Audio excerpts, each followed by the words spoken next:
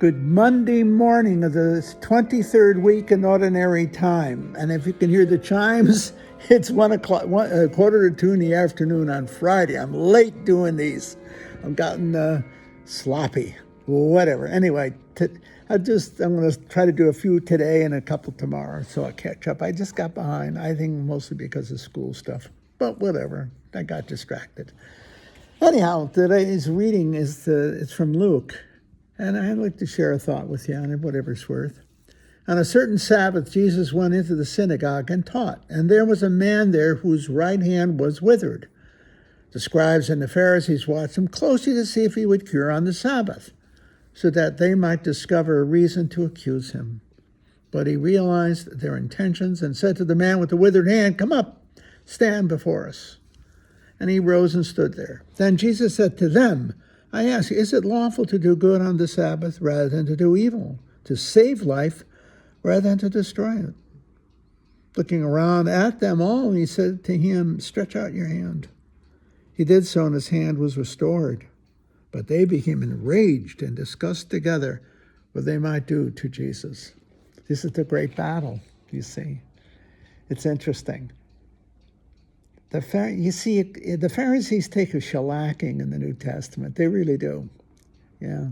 You talk to Jewish rabbis, and they don't like the treatment the Pharisees are getting, because the Pharisees were the ones who restored the law. And the law is not trivial. It's not like parking tickets. It's the identifying structure of the Jewish community. It's the law that God gave them through Moses. This is sacred.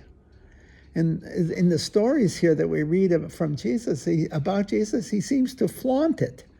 He seems to disregard the law. And he cures. But what he does in that, let me just put it bluntly, he goes to the very heart of the law. The law exists to give life. And sometimes you go beyond the law to give life. You go beyond, even though the law is essential to the well-being of a community and a society. Sometimes you go beyond the law to do what the law seeks to do, heal and make better. See, that's what he does here. He's not flaunting it. He's doing the intention of the law, namely to bring life rather than death, hope rather than despair. See? The man with the withered hands. You know what it's a symbol of? I was thinking about that for a few minutes, just a little while ago. After I looked at the text, you can almost describe European and American culture as a man with a withered hand. We have lost something in our European Western culture, American culture, namely the facility, as it were, of its spiritual foundations. We are in some sense crippled by the loss of Judeo-Christianity undergirding our humanism. I don't know if I said that well. We've lost, in a sense, the spirit of our culture. Karl Jaspers, a great philosopher, said the spirit has fled the West. He wrote, I think in the 40s, maybe in the late 30s, in Germany. The spirit has fled the West. And with the loss of the spirit, the body withers. I don't know the right way. You may have your laws. The guy has a hand, but it's a hand that is useless. See? And Christ restores the utility of the hand, its usefulness, its power, see? Its strength and its power. And I think that is the great challenge and mission of the Christian church today. And that is to preach and heal a wounded hand, the culture of the West, our civilization. Not by reintroduction of law, but the spirit underlying the law, the Judeo-Christian foundations of Western civilization, the humanism that lays together with Greek philosophy or science and law. But here, the soul of the West, the spirit of the West, the gospel. Or you could say the whole Judeo-Christian tradition is just not the gospel. It is the revelation of God on who and what he is and what he expects of us, all the way back to Moses. giving us a way of life, not just law, but a way of life that is nurturing and civilizing, and in the end, eternally beneficial. See? Moses wouldn't have known about the eternity, but the apostles did. Christ promised them paradise. But if they lived the life of the gospel, the spirit and life of the gospel, not the rules, the spirit. And I think that's our calling today in a very real way.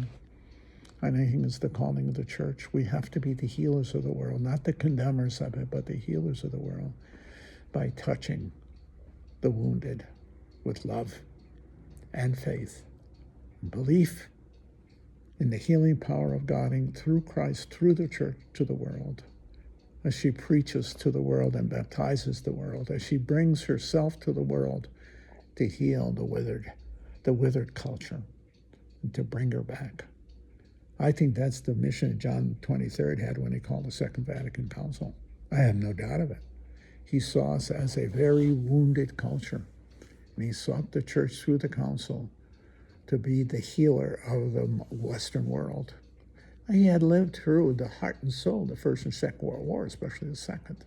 He saw the horrors of Europe, Christian Europe, and he saw it perpetrated by former Christian countries like Italy and Germany and others. He saw we needed to preach a gospel of healing to a world that had withered like the man's hand and restored the strength and dignity of the humanism, the Christian humanism that lay underneath and between and for, I'm not saying that right, which is at the very core of Western civilization and culture. Science can't do it all. It does a lot, but can't do it all. Neither can law. We have to have the transformative element of the heart. It's love. And a love that sees all human beings as equals, where there's no divisions, where we see each other in Christ and through Christ, the family of God. I'm not saying any of that very well, but I believe it. I'm stumbling with my words, but not with my thought. And I think the council came in the light of the Second War, in the wake of the Second World War, the horror of that war. 80 million people were killed in that war. 80 million. Where? Principally in the most civilized parts of the world, the European world, and of course, Asia. But I think there would have been no great war, even in Asia, without the catastrophic wars in Europe of the First and Second War. Because the European were intimate to the structures and the life of the Asian community. Anyway, I'm just speculating now. But I see the role of the church as being the healer, preaching a gospel a gospel of hope and love, a regenerated humanism, the humanism Christ sought to create, a humanism in which we share the common fatherhood of God, together with love, forbearance, healing courage. It's never too late when it comes to the gospel, but I think there is an urgency we have experienced in the middle of the 20th century, namely the war, and the power of destruction we possess, namely the need for the transformation of our heart, a radical Christian Judeo-Christian transformation of the heart, so that we will be peacemakers through love, not through the mere absence of violence. I'm a man of hope because I believe both in God, his loving providence, and the inherent goodness of the human heart. I'm counting on both.